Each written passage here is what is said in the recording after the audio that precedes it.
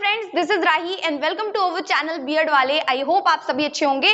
देखिए, इससे पहले वाली वीडियोस में हम लोगों ने विशिष्ट बालकों में प्रतिभाशाली बालकों को, दृष्टिबाधित बालकों को, साथ ही में मंदबुद्धि बालकों को बहुत अच्छे से डिटेल में जाना हुआ है। अगर आपने पहले वाली वीडियोस को नहीं देखा है तो जाके देख सकते हैं। आज की इस वीडियो में हम लोग श्रवण बाधित बालकों से रिलेटेड बहुत सारी चीजें डिस्कस करने वाले हैं, जैसे कि इनके अर्थ को जानेंगे, इनकी परिभाषाओं को जानेंगे, साथ ही में मतलब बच्चे बहरे क्यों हो जाते हैं उन कारणों को जानेंगे, हम इनके प्रकारों को जानेंगे, साथ ही में हम बहरे जो बच्चे होते हैं उनकी पहचान कैसे करेंगे उस चीज को जानेंगे, और इनकी शिक्षा की क्या व्यवस्था की जानी चाहिए, वो सारी चीजें आज हम इस वीडियो में देखने वाले हैं। देखिए, जो बहरापन है वो एक नॉर्मल चीज है, वो किसी भी एज के पर्सन में देखी जा सकती है, किसी भी एज के व्यक्ति में देखी जा सकती है, चाहे वो कोई बच्चा हो सकता है, कोई महिला हो सकती है, या कोई भी व्यक्ति हो सकता है। ये किन किन कारणों से हो सकता है भाई? किसी के चोट लग जाती है कान में, या किसी को बहुत तेज ध्वनि सुनाई देती है, बहुत तेज आवाज होती है कान के पास में, तब क्या होता है भाई? बहरापन हो जाता है। किसी भी जो नॉर्मल व्यक्ति होता है उसके सुनने की जो क्षमता होती है 0 से 30 डेसिबल मानी गई है भाई। उससे ज्यादा अगर किसी को सुनने के लिए डेसिबल चाहिए, मतलब लगभग अगर कोई 60 या उससे ज्यादा डेसिबल की ध्वनि पे सुन पाता है, तब उसमें श्रवण बाधिता पाई जाती है। नॉर्मली जो व्यक्ति है वो 130 तक सुन सकता है, उसके बाद उसमें बहरापन पूरी तरीके से आ जाएगा। ठीक है, तो जो श्रवण बाधित बालक होते हैं उनको पढ़ाने के लिए बहुत ज्यादा प्रॉब्लम फेस करनी पड़ती है। जैसे कि हम देखते हैं, हमारे पास 5 इंद्रियां हैं, एक तो कान है, एक तो आंखें हैं, एक तो नाक है, एक तो हमारी जीभ है और दूसरी हमारी त्वचा है। भाई, जो हमारी 2 सेंसेस हैं, एक तो आंख है और एक तो कान है, वो हमारे लिए मोस्ट इंपॉर्टेंट पार्ट है। किसी भी बच्चे को जब सुनाई नहीं देता है या फिर दिखाई नहीं देता है तो बच्चे को पढ़ने में बहुत ज्यादा समस्या रहती है, साथ ही में शिक्षकों को, टीचर्स को पढ़ाने में बच्चों को बहुत ज्यादा समस्या फेस करनी पड़ती है। तो जो टीचर्स हैं वो क्या करते हैं, कई तरीके की व्यवस्थाएं करते हैं बच्चों के लिए और उनको शिक्षा देते हैं। इस वजह से हम लोग श्रवण बाधित बालकों को यहाँ पे जान रहे हैं। श्रवण बाधित बालक होते हैं, अगर हम उनके अर्थ को जाने तो हम ये कह सकते हैं कि ऐसे बच्चे जिनको पूरी तरीके से सुनाई नहीं देता है या उन्हें आंशिक रूप से सुनाई नहीं देता है, तो ऐसे बालकों को हम लोग श्रवण बाधित बालक कहते हैं और ऐसी अवस्था को हम लोग श्रवण बाधिता कहते हैं। तो कुल मिलाके अगर किसी भी व्यक्ति को, किसी भी बालक को पूरी तरीके से सुनाई नहीं दे रहा है या तो थोड़ा थोड़ा सुनाई दे रहा है, तो ऐसे हम व्यक्ति को, ऐसे बालकों को हम लोग श्रवण बाधित बालक या श्रवण बाधित व्यक्ति कहते हैं। वही चीज मैंने यहाँ पे लिख रखी है कि जब कोई बालक किसी भी प्रकार की ध्वनि को पूर्ण या आंशिक रूप से सुनने में असमर्थता महसूस करता है, उसे सुनाई ही नहीं दे रहा है भाई, हम लोग जो है वो 0 से 30 डेसिबल सुन सकते हैं, उसको सुनने के लिए लगभग 60 या 70 डेसिबल लग रहे हैं, तो जाहिर सी बात है उसमें श्रवण बाधिता पाई जा रही है। उसे उच्च ध्वनि चाहिए, अगर तेज ध्वनि नहीं आएगी तो उसे सुनाई ही नहीं देगा। जो 70 है वो और 55 लगभग हम लोग टीचिंग में यूज करते हैं, सारे बच्चों को एक साथ पढ़ाने के लिए, या बिजनेस में ऐसे यूज किए जाते हैं क्योंकि हम लोग लीड कर रहे होते हैं, वरना जो तेज ध्वनि है उसको यूज नहीं करना है। अदरवाइज जो श्रवण बाधिता है, जो बहरापन है, वो हो सकता है। या फिर जैसे होता नहीं, पटाखों की आवाज बहुत तेज आती है, हम अगर लगातार मतलब बहुत तेज ध्वनि वाले जो गाने होते हैं, मतलब बहुत तेज जो सॉन्ग्स चलते हैं, उनको हम बार बार सुनेंगे तो बहरेपन की समस्या उत्पन्न हो सकती है। ठीक है ना? तो कुल मिलाके वो बच्चे जो पूर्ण रूप से नहीं सुन पाएंगे या आंशिक रूप से किसी भी ध्वनि को, किसी भी आवाज को सुनने में परेशानी होगी, ऐसे बच्चों को हम लोग श्रवण बाधित बालक कहेंगे। आई होप इतनी चीजें आपको क्लियर हुई होंगी। अब देखिए, कुछ परिभाषाओं को भी जान लेते हैं। राष्ट्रीय प्रतिदर्श सर्वेक्षण संस्थान या संगठन 1991 के अनुसार उन्होंने कहा है कि श्रवण बाधित उन्हें कहा जाता है जो सामान्य रूप से सामान्य ध्वनि को सुनने में असमर्थ होते हैं। जो नॉर्मली अगर कोई आवाज हुई है उसको सुनने में अगर कोई बालक असमर्थता महसूस करता है या उसे सुनाई नहीं देती है, तो वो श्रवण बाधित कहलाएगा। ठीक है, श्रवण बाधित इन द सेंस बहरापन। ठीक है, अगला देखिए, परिषद के अनुसार जब बधिरता 70 डीबी हो तो व्यावसायिक, तथा जब 55 डीबी तक हो तो उसे शिक्षा के लिए प्रयोग में लेना चाहिए। ठीक है, ये क्या थी? हमारी दूसरी परिभाषा थी। तीसरी परिभाषा यहाँ पे लिखी हुई है, योजना आयोग एवं विकलांग जन अधिनियम 1995 के अनुसार वह व्यक्ति श्रवण बाधित कहा जाएगा जो 60 डेसिबल या उससे अधिक पर सुनने की क्षमता सकता हो।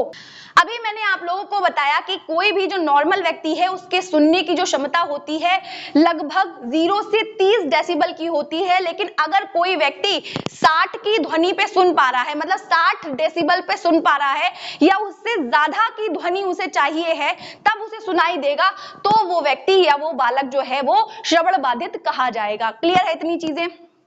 देखिए आराम से आप लोग स्क्रीनशॉट भी ले सकते हैं, मुझे कोई दिक्कत नहीं है। अब देखिए हम लोग कारणों को जानेंगे कि वो कौन से कारण हैं जिससे कि जो बच्चा होता है या कोई जो व्यक्ति होते हैं वो क्यों बहरे हो जाते हैं या उनमें श्रवण दोष आ जाता है। सबसे पहले अगर हम जाने तो जन्म के पूर्व या जन्म के समय के कारण क्या होते हैं।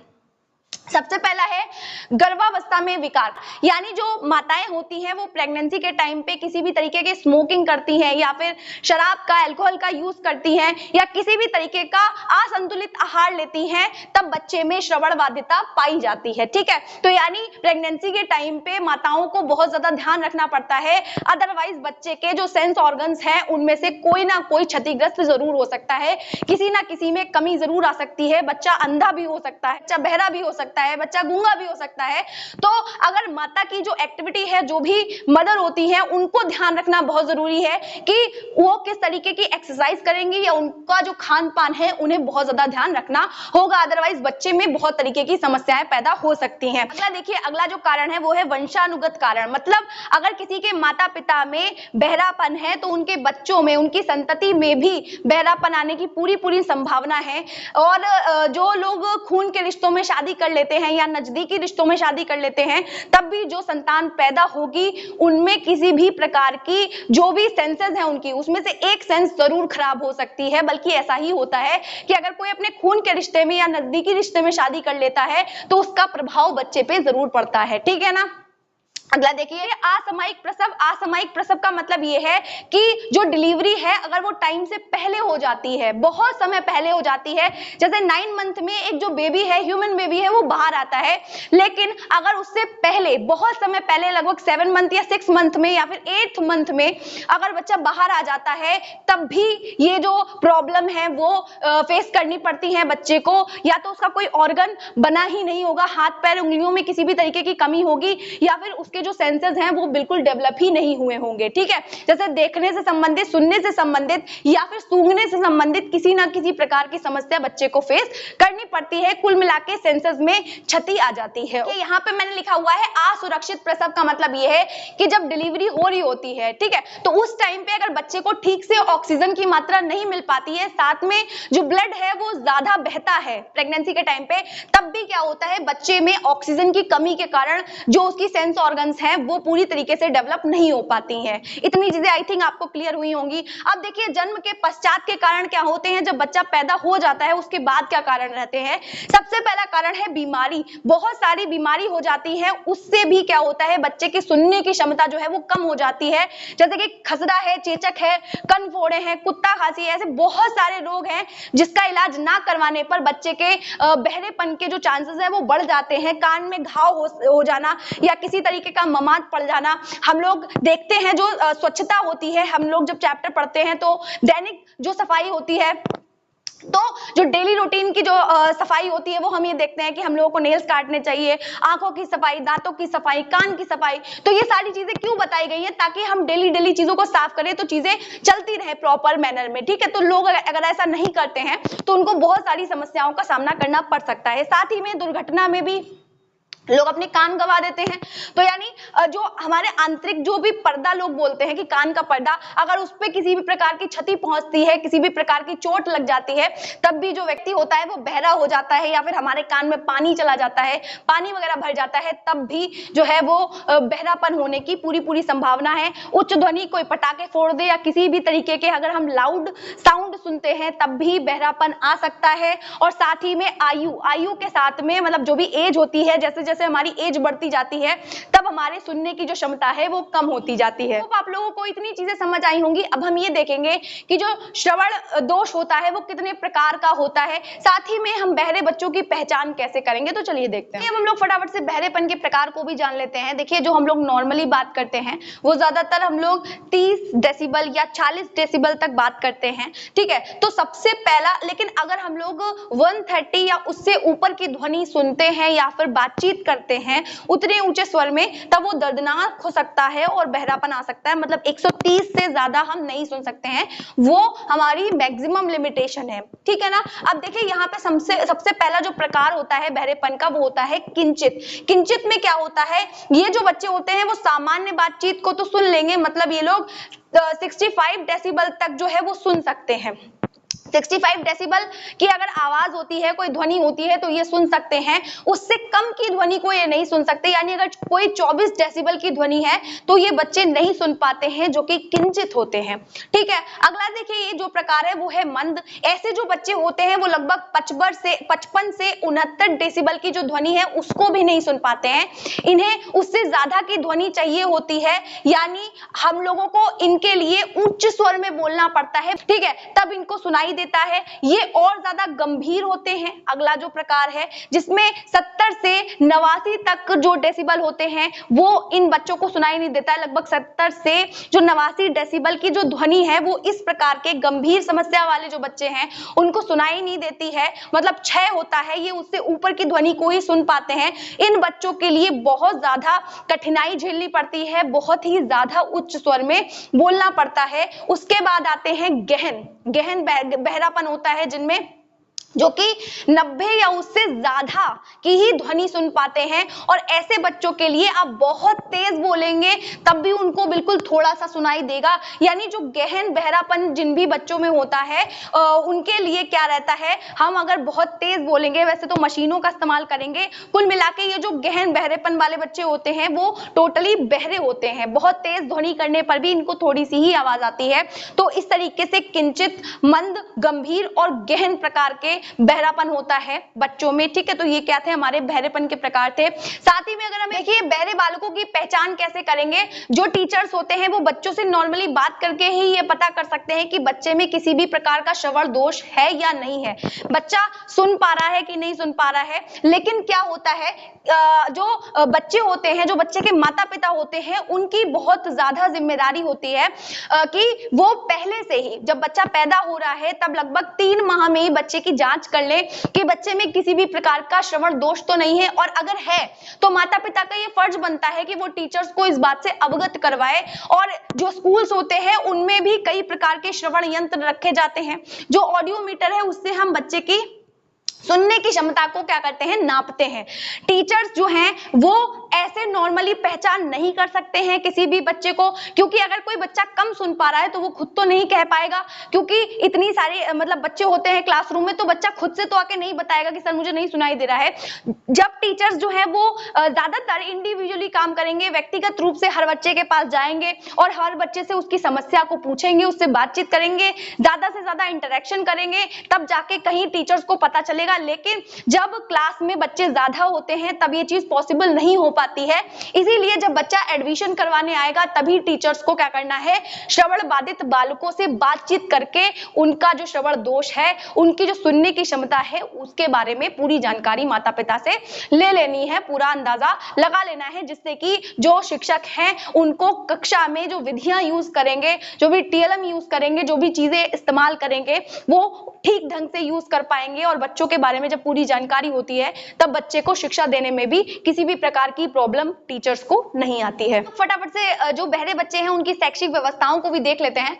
सबसे पहले बात आती है श्रवण उपकरणों की, यानी जो भी बहरे बच्चे रहेंगे उनके लिए हम लोग यांत्रिक उपकरण का मतलब यह है कि किसी भी तरीके की जो मशीन है या कोई भी सहायक सामग्री जिससे उन्हें सुविधा प्राप्त हो सकती है, जिससे उनकी जो विकलांगता है, सुनने से संबंधित जो क्षमता उनकी कम है, उसमें सहायता मिल सके और उन्हें अच्छे से शिक्षित किया जा सके। तो कुल मिलाके हम बच्चों को श्रवण उपकरण प्रोवाइड करवाएंगे। दूसरा क्या है, हम बच्चे को रिच एनवायरनमेंट देंगे, उपयुक्त वातावरण बना के देंगे, यानी विद्यालय में किसी भी प्रकार का शोर शराबा नहीं होना चाहिए, शांत माहौल होना चाहिए, इफेक्टिव होना चाहिए, साथ ही में बच्चे को मजा आना चाहिए, उसे ऐसा नहीं लगना चाहिए कि वो फंस चुका है।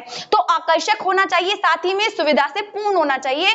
वो जिस तरीके की सुविधाएं चाहता है उसको उस तरीके की सुविधाएं मिलनी चाहिए विद्यालय में, यानी उसे एक अच्छा और सुविधाजनक एनवायरनमेंट मिलना चाहिए। साथ ही में स्वस्थ दृष्टिकोण होना चाहिए, केवल टीचर का ही हेल्दी प्रोस्पेक्टिव होना मायने नहीं रखता है, पूरी सोसाइटी का होना चाहिए, क्योंकि जो सोसाइटी है वो ऐसे बच्चों को दया की भावना से देखती है, तिरस्कार करती है या तो उनका कि बेचारा बहरा है या उसके साथ इस तरीके से। तो एक जो टीचर है सोसाइटी को भी इस बात से अवगत करवाना, उनका भी दृष्टिकोण मतलब डेवलप करना, एक तरीके से उनकी का जो दृष्टिकोण है वो स्वस्थ बनाना ही एक टीचर का काम होता है। तो कुल मिला के कहीं पे भी जो बहरे बच्चे हैं उनके व्यक्तित्व को, उनकी पर्सनालिटी को ठोस नहीं पहुंचनी चाहिए। इसीलिए यहाँ पे मैंने स्वस्थ दृष्टिकोण भी एक पॉइंट दिया हुआ है कि बच्चे को कहीं से भी हीनता की, या कह सकते हैं उसको कभी भी ये नहीं लगना चाहिए कि हमारे पास किसी चीज की कमी है, क्योंकि जब हमें ये लगने लगता है कि हमारे पास किसी चीज की कमी है, हम तभी हमारा जो मोटिवेशन का लेवल है वो कम हो जाता है। तो कुल मिलाकर टीचर का काम ये होना चाहिए कि जो सोसाइटी है, जो समाज है, उनके लोगों को ये अवगत करवाना कि ये भी क्या है, एक तरह की डाइवर्सिटी है, एक तरह की विविधता है जो कि सभी में पाई जा रही है, हर चीज में पाई जा रही है। तो बच्चे के प्रति एक स्वस्थ दृष्टिकोण का रखना बहुत ज्यादा इंपॉर्टेंट रोल अदा करता है, चाहे वो टीचर का हो, चाहे वो सोसाइटी का हो। क्लियर? देखिए अगला यहाँ पे हम बात कर रहे हैं सहानुभूति की। देखिए जो भी प्रॉब्लम्स रहेंगी बच्चे की, हम उसको सिंपैथी से, सहानुभूति से बिल्कुल अच्छे ढंग से क्या करेंगे, सॉल्व करेंगे। देखिए क्लासरूम में वैसे भी हम जो आंशिक रूप से सुन पाते हैं, जो थोड़ा थोड़ा सुन पाते हैं, उनको हम जब नॉर्मल क्लासेस में पढ़ाते हैं तो उनको पीछे नहीं बैठाना है, नॉर्मल बच्चों के साथ में आगे, सबसे आगे वाली या उससे पीछे वाली बेंच पे बैठा के पढ़ाना है, और हमें उनसे अच्छे से व्यवहार करना है। ऐसा नहीं है कि हम नॉर्मल बच्चों के साथ में तो अच्छा बिहेव कर रहे हैं, लेकिन अगर कोई बच्चा बार बार पूछ रहा है कि सर क्या है ये, आप क्या बता रहे हैं, कुछ सुनाई नहीं दे रहा है, थोड़ा ऊंचा बोलिए, तो आपको गुस्सा नहीं करना है, आपको पेशेंस से काम लेना है, यानी उन बच्चों से आपको प्रेम और शालीनता से पेश आना है। ठीक है? अगला देखिए पढ़ने की जो क्षमता है। देखिए सबसे पहले अगर हम बात करें तो अगर बच्चा पढ़ने में किसी भी प्रकार की अक्षमता रख रहा है, उसको पढ़ने में दिक्कत हो रही है, तो उसकी लैंग्वेज डेवलपमेंट में भी दिक्कत होगी, उसकी वर्तनी में भी समस्या रहेगी। तो जब बच्चे जो बहरे होते हैं, जब वो पढ़ नहीं पाते क्योंकि उन्हें चीजें सुनाई नहीं दे रही होती हैं, तो वो पढ़ने में उतनी अच्छी योग्यता नहीं रख पाते हैं, तो इसीलिए उनका जो लैंग्वेज डेवलपमेंट है वो भी उतना अच्छा नहीं हो पाता है। लेकिन जो बच्चे जिनका IQ लेवल बहुत हाई होता है लेकिन फिर भी उनमें बहरापन पाया जाता है, वो बच्चे थोड़ा बहुत भाषा का विकास अपना कर लेते हैं। ठीक है? तो कुल मिलाके जो बहरे बच्चे होंगे, जो सामान्य या औसत बुद्धि के होंगे, उनका जो लैंग्वेज डेवलपमेंट है वो उतना अच्छा नहीं हो पाता है। लेकिन जो बच्चे तेज बुद्धि वाले होंगे या फिर हम कह सकते हैं गिफ्टेड होंगे, लेकिन उनमें बहरापन पाया जाएगा, उनमें थोड़ा थोड़ा लैंग्वेज डेवलपमेंट हो जाता है। अगला देखिए यहाँ पे होठ गति, यानी जो बहरे बच्चे होते हैं उनको हम क्या करेंगे, ट्रेंड करेंगे होठों को पढ़ने का। जिनको सुनाई नहीं देता है वो होठ को पढ़ लेते हैं कि कोई क्या व्यक्ति कहना चाहता है, तो हम क्या करेंगे, वाणी को समझने का अभ्यास करवाएंगे बच्चों को, जिससे कि उनको किसी भी तरीके की समस्या ना हो और वो चेहरे के एक्सप्रेशन को देख के अनुभव कर ले, समझ ले कि सामने वाला व्यक्ति आखिर कहना क्या चाहता है। हालांकि ये जो हमारा होठ गति है उसको सीखने के लिए टीचर्स को या फिर जो भी ट्रेनर होता है उसको बहुत ज्यादा मेहनत करनी पड़ती है, बहुत ज्यादा हार्ड वर्क करना पड़ता है, लेकिन हाँ ये वर्क करता है। अगला देखिए चिन्ह भाषा, हम लोग साइन लैंग्वेज का भी इस्तेमाल करते हैं बच्चों को सिखाने के लिए। साथ ही में स्पर्श विधि, आपने एक कहानी सुनी होगी हेलन किलर की, वो किसी भी चीज को सेंस करके सुनती थी, ना उनको सुनाई देता था, ना उनको दिखाई देता था, ना ही वो बोल पाती थी, पर वो सेंस करके चीजों को समझती थी। तो कुल मिलाके जो स्पर्श विधि है, बच्चा सेंस करके समझता है कि कोई क्या बोलने की कोशिश कर रहा है, क्योंकि जब हम कुछ बोलते हैं तो हमारे शरीर में वाइब्रेशन उत्पन्न होता है, जिससे कि ये समझा जा सकता है कि कोई क्या बोल रहा है। ठीक है? तो स्पर्श विधि बहुत ज्यादा प्रचलन में है, तो स्पर्श विधि के द्वारा भी बच्चे ये समझ लेते हैं, जो भी आंशिक रूप से बहरापन रखते हैं या श्रवण दोष रखते हैं, वो आराम से समझ लेते हैं कि सामने वाला व्यक्ति क्या बोलना चाहता है।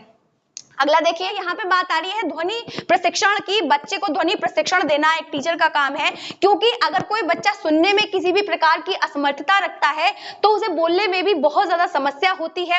इसीलिए कभी भी कोई भी बहरा बच्चा होता है, या तो वो बहुत ज्यादा तेज बोलेगा या तो वो बहुत ज्यादा धीमा बोलता है, क्योंकि उसे लगता है कि मुझे नहीं सुनाई दे रहा है तो सामने वाले को भी सुनाई नहीं दे रहा होगा। तो एक टीचर का काम ये है कि बच्चे में बैलेंस क्रिएट कर सके, कि बच्चा स्पष्ट बोले, आयाम से बोले, आवृत्ति से बोले, मतलब उतार चढ़ाव में बोले। इस चीज को हमें डेवलप करना है बच्चे में, यानी ध्वनि का प्रशिक्षण देना है। सुनाई भले ही नहीं देता है पर वो क्लियरली बोल सके। ठीक है?